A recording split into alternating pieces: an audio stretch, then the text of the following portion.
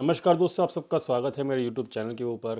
दोस्तों, हमने कल अपनी वीडियो के अंदर एनालिसिस किया था कि आज मार्केट के अंदर वाइल्ड मूव्स आएंगे, मार्केट दोनों तरफ मूव करेगी। ऊपर का जो लेवल है लॉन्ग्स का वो है 22,000, जो कि मार्केट के अंदर 22,000 ऊपर मार्केट क्लोज भी हुई है आज। और नीचे का जो लेवल है शॉर्ट एवरेज का वो है 21,800। तो यहाँ पर मार्केट को बहुत छोटी रेंज के अंदर अगर मार्केट में घूम जाएगा, मतलब 200 पॉइंट की रेंज में अगर मार्केट घूम जाएगा, तो डेफिनेटली दोनों तरफ की पोजीशंस को इजीली मैनेज किया रहेगा एफआईएस के द्वारा। तो दोस्तों, यहाँ पर मार्केट के अंदर एक चीज़ मैं आपको समझाना चाहता हूँ कि 21,800 की जो शॉर्ट पोजीशन है ये स्पॉट का हमने लिया था एवरेज। किसका? स्पॉट का एवरेज लिया था। लेकिन दोस्तों, जो ये पोजीशंस थी वो फ्यूचर में थी, और ये पोजीशंस जब बनी थी तो अब 1 फरवरी थी।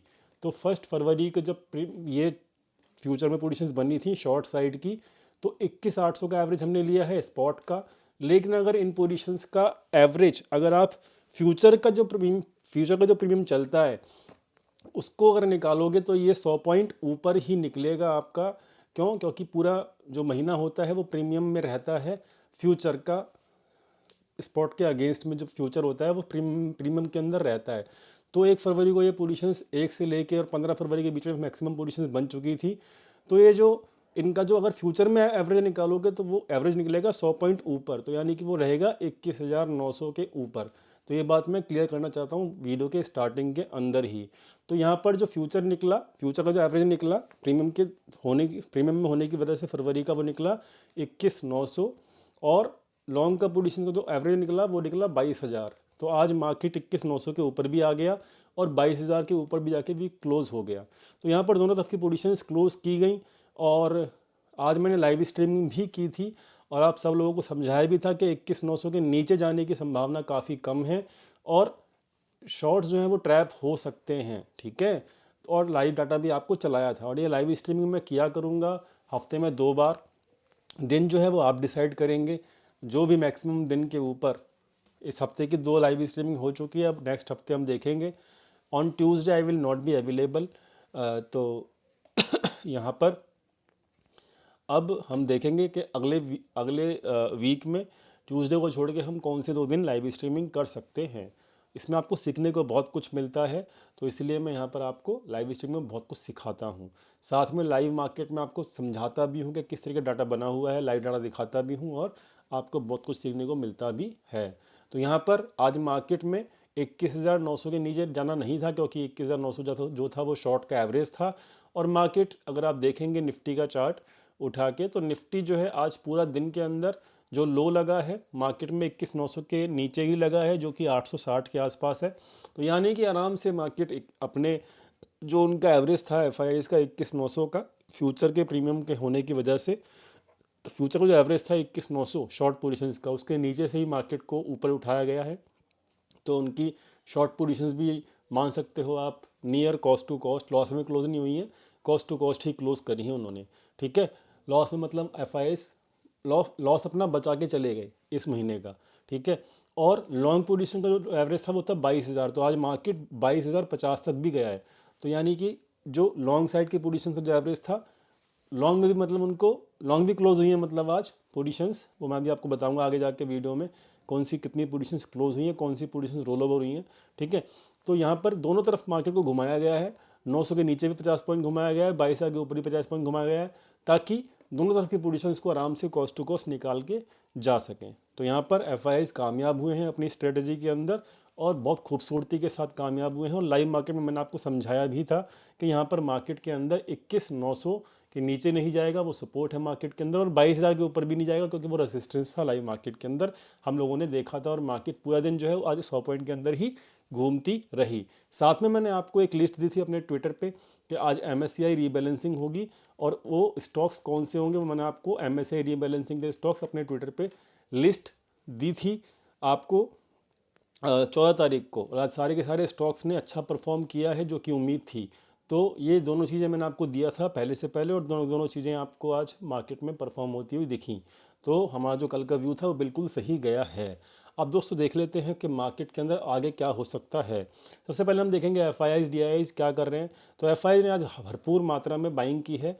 3500 करोड़ के आसपास बाइंग हुई है, और मेजर बाइंग जो है वो आज MSCI रीबैलेंसिंग के अंदर जो स्टॉक्स थे उसके अंदर हुई है FIIs की बाइंग। ठीक है, तो ये आपको समझना पड़ेगा। MSCI रीबैलेंसिंग थी, इस वजह से ये बाइंग फिगर दिख रही है।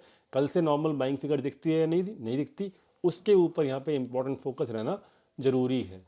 अगर मैं बात करूँ यहाँ पर प्राइडेक्शन की, प्राइडेक्शन जो है वो अभी बेटर है। ये लाइन आपको दिख रही होगी, जब तक ये लाइन के ऊपर मार्केट चल रहा है, नीचे वाली लाइन जो दिख रही होगी आपको, जब तक मार्केट इसके ऊपर है तब तक तो मार्केट ठीक है। ठीक है, कोई दिक्कत नहीं है। इस लाइन के नीचे जब जाएगा, जब दिक्कत होगी वो हम डिस्कस करेंगे जब इस लाइन के नीचे जाएगा तो। ठीक है, अभी तो इस लाइन के ऊपर है, तो यहाँ पर अभी सपोर्ट इस लाइन का बरकरार है। प्राइडेक्शन जो है वो अभी सपोर्ट के आसपास है, मतलब कहने का मतलब ये है। पोजीशन जो है वो देख लेते हैं क्या है इस वक्त FIIs की जो अब बची हुई हैं आफ्टर ऑल, कहते हैं ना कि भाई आफ्टर ऑल क्या कहते हैं, मतलब क्लोजिंग ऑफ ऑल, जो भी तक हाथ में पोजीशंस थी उनकी लॉन्ग साइड की और शॉर्ट साइड की, उन सब पोजीशन क्लोज करने के बाद कितनी पोजीशंस अब बकाया रह गई हैं, उनका एवरेज क्या बचा है। तो दोस्तों यहाँ पर ये 4 पोजीशंस बची हैं केवल अभी उनकी, जो उन्होंने क्लोज नहीं की हैं। ये वाली 2 ये पोजीशंस हैं और 2 ये पोजीशंस हैं। ये अभी ये कह सकते हो आप, इनमें से एक ही पोजीशन अभी क्या कहते हैं, बस 2 पोजीशन, इनमें से 2 पोजीशन जो ये वाली हैं वो कॉस्ट टू कॉस्ट हैं।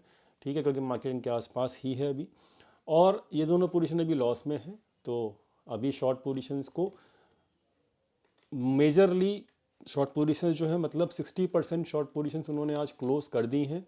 ठीक है, और 40% के आसपास शॉर्ट पोजीशंस उन्होंने कैरी फॉरवर्ड कर ली हैं, रोल ओवर कर ली हैं। ठीक है, और कौन कौन सी की हैं, वो ये कर ली हैं। उनकी शॉर्ट पोजीशंस का एवरेज जो आ रहा है वो कितना आ रहा है, 21,790 के आसपास इन पोजीशंस का एवरेज आ रहा है। ठीक है, और ये स्पॉट के अंदर है, स्पॉट के अंदर। तो ये शॉर्ट पोजीशन का जो एवरेज फ्यूचर में होगा तो वो 100 पॉइंट प्लस ही लगा लीजिएगा।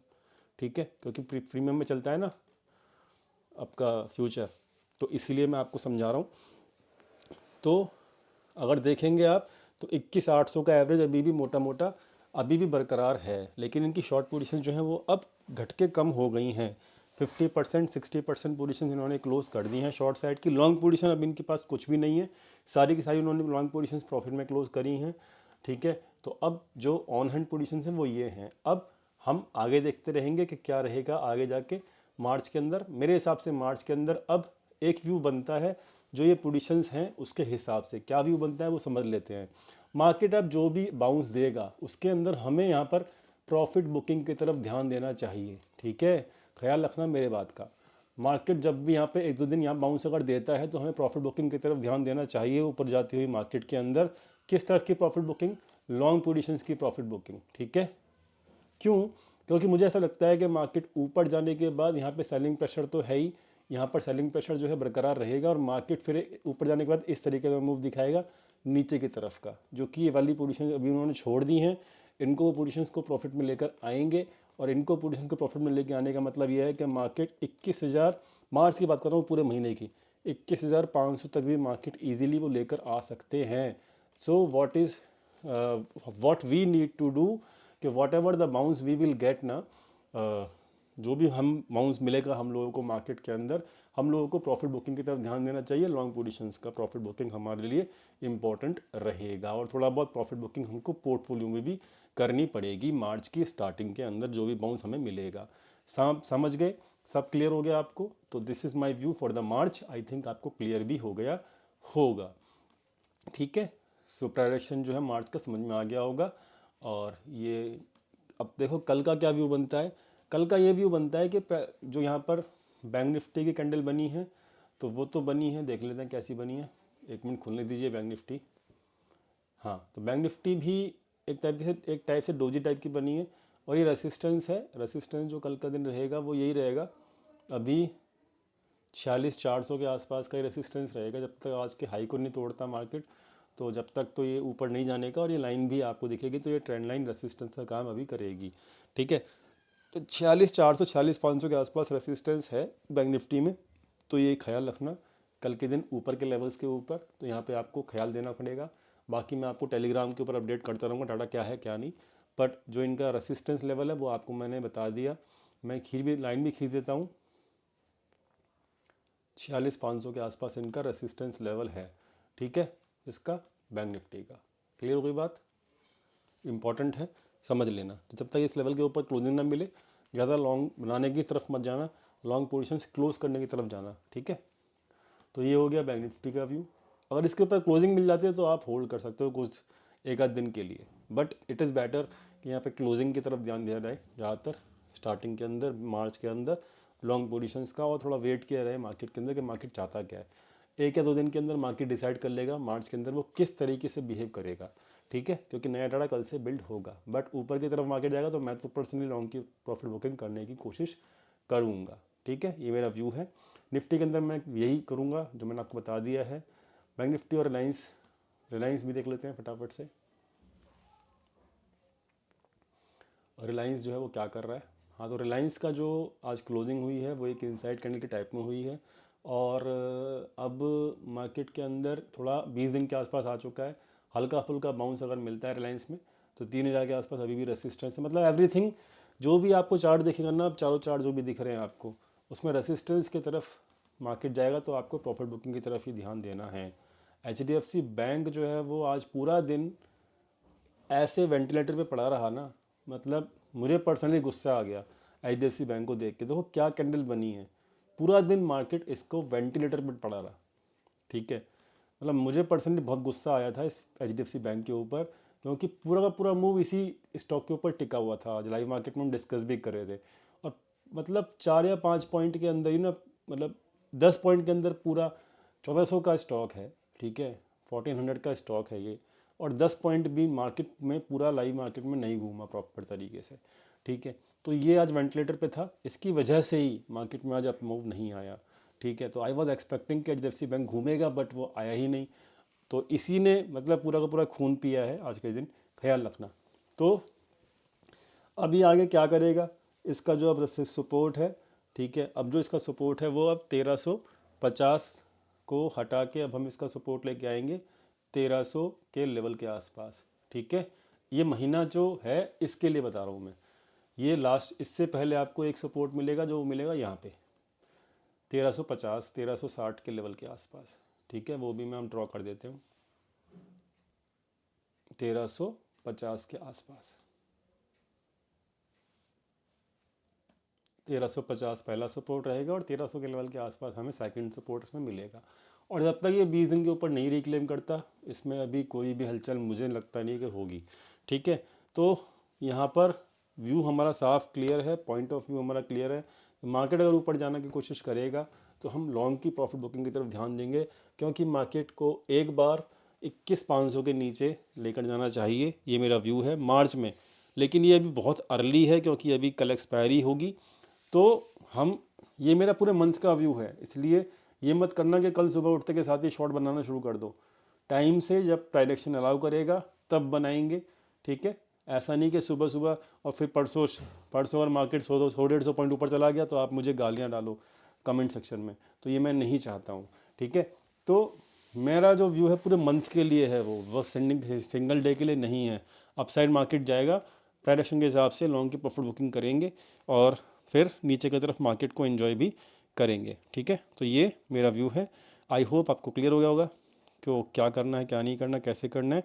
Everything is clearly delivered in the video. Thank you so much दोस्तों। कल मिलते हैं लाइव मार्केट में, और कल लाइव स्ट्रीमिंग नहीं होगी, और देखते हैं नेक्स्ट वीक हम कब प्लान करेंगे। फिलहाल दोस्तों इतना ही, मिलते हैं कल लाइव मार्केट के अंदर। अच्छा, जो ये लास्ट है, ये डाटा जो है वो इस तरीके का है। तो डाटा में आज लॉन्ग्स को लॉस में क्लोज करना पड़ा इन लोगों को। 900 के आसपास काफ़ी मार्केट पूरे दिन घूमती रही, इसी वजह से घूमी क्योंकि इनकी लॉन्ग पोजीशंस थी, ठीक है। और इन्होंने शॉर्ट क्लोज़ किया, जिसकी वजह से इनका डाटा जो है थोड़ा बुलिश दिख रहा है। प्रोप्राइटर ने भी थोड़ा शॉर्ट की कवरिंग करी, तो मेजरली जो है वो डाटा जो है अभी बेसिकली थोड़ा बहुत बुलिश दिख रहा है। बट जो अच्छा डाटा बनेगा, वो रियल डाटा जो बनेगा वो कल से बनेगा, क्योंकि कल एक्सपायरी नहीं चालू होगी। तो कल के कल देखेंगे। फिलहाल दोस्तों इतना ही, मिलते हैं लाइव टेलीग्राम चैनल के ऊपर। लाइव टेलीग्राम चैनल का जो लिंक है वो डिस्क्रिप्शन में दिया हुआ है। Thank you so much for watching this video. Thank you.